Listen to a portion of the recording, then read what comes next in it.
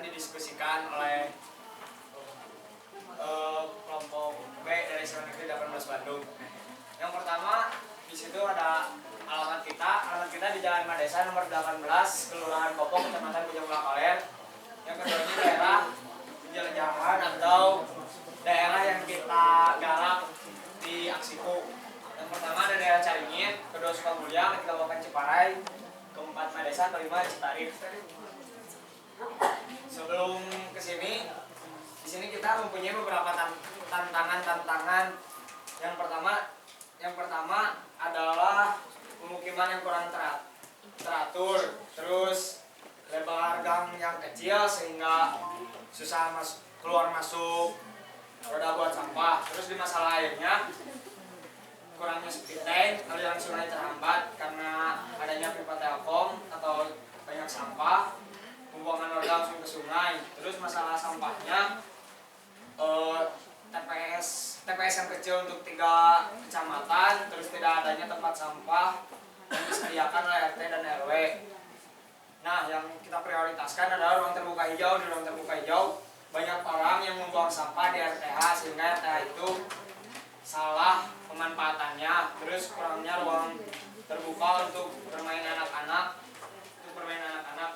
sehingga warga ingin punya taman bermain yang penuh dengan toga. Terus di SMA 18 juga masalahnya ada di lahan parkir.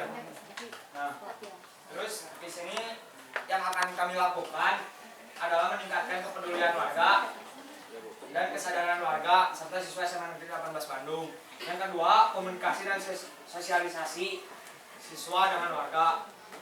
Yang ketiga, melaksanakan gotong royong setiap 1 bulan sekali. Mungkin itu rencana dari kita. Nah, di dalam rencana itu kita ingin memenuhi program-program SMA Negeri 18 Bandung, yaitu sekolah kita yang menginginkan RTH untuk parkir motor siswa di 18 agar kondusif. Program food waste dan zero waste. Food waste di sana untuk dijadikan kompos, jadi nggak ada sisa makanan yang emang mubazir gitu.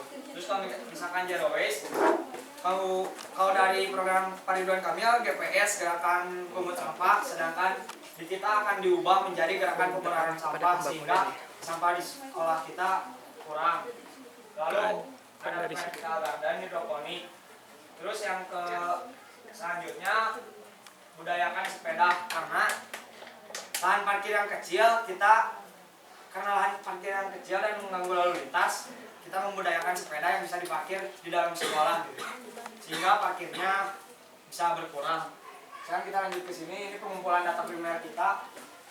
Itu di sana ada saya sendiri yang ngambil air buat dijadikan sampel buat tembak. Sekalian dilakukan di depan SD Gendra.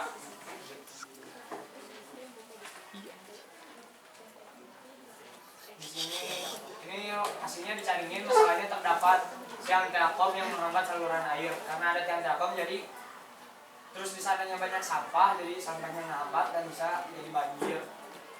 Yang di bawah juga sama Caringin, warga banyak yang tidak memiliki septic tank yang membuat saluran warga menjadi fresh water. Nah, ini ruang terbuka hijau. Nah, ini tuh pas belakang sekolah kita yang emang dipakai main sama warga, sama anak-anak kecil di warga sekitar. Masalahnya itu di sini itu parkirnya tidak teratur dan masih banyak sampah. Nah, ini kan parkir kita yang menurut saya kecil gitu. Nah, ini tuh emang menghalangin buat lalu lintas warga sekitar, sampai warga sekitar itu ada yang komplain gitu. Nah, yang saya inginkan itu, nah ini di bawah ini itu bekas kantor perpajakan. Nah, yang saya maksud di sini kantor perpajakan itu diubah jadi ruang terbuka hijau untuk bermain anak. Pagi hingga siangnya buat parkir SMA Negeri 18. Ketika siang hingga sorenya bisa dipakai buat main anak-anak gitu. Terus ini sampah. Masalahnya lahan bekas konstruksi dibiarkan begitu saja sehingga dijadikan warga tempat membuang sampah. Jadi warga itu seolah-olah ada itu gitu, jadi biarin aja buang sampah ke situ. Nah ini di daerah pemukiman yang sebagian jadi ruang terbuka hijau juga. Masalahnya kuburan warga yang dijadikan tempat penumpukan sampah dan pembakaran sampah, sedangkan pembakaran sampah di Kota Bandung itu dilarang. Terus kita juga di sini akan memanfaatkan sedikit potensi yang kita punya. Pertama dari sumber daya manusia, kita mempunyai penduduk yang berpendidikan tinggi. Maksud tinggi di sini itu ya minimal lah sekolah menengah atas gitu. Terus ekonomi warga yang rata-rata menengah, kita bisa istilahnya bisa udunan gitu buat memperbaiki ini semua dan nggak menjadi berat gitu. Terus warga yang terbuka, maksud terbuka di sini welcome gitu. Welcome-nya bisa diajak, bisa diajak buat kerjasama dengan kita. Terus warga juga penting atas pengolahan sampah. Terus sumber daya alamnya banyak RTH yang tidak terpakai dengan efektif. Nah karena tidak terpakai efektif, kita ingin RTH itu menjadi bermanfaat. Terus sumber daya industri dan pendidikannya, kita punya ada 4 sekolah, yaitu SD Gentra, SMP 24, SD Citarik, dan sekolah kita SMA Negeri 18 Bandung.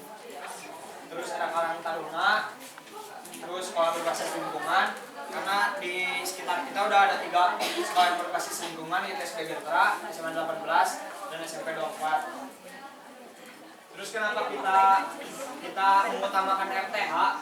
Karena warga yang ingin lingkungannya kondusif, terus karena jika RTH sudah teratasi dengan baik, maka menurut pandangan kita masalah sampah, masalah air itu bisa teratasi kalau misalkan RTH-nya udah bermanfaat dengan baik. Misalkan di daerah kita ada 3 RTH, yang pertama itu buat bermain, yang kedua buat parkir, yang ketiga itu bisa buat TPS. Nah jadi nggak ada yang buang sampah kemana lagi, sembarangan lagi gitu, dan air pun tidak mungkin tercemar.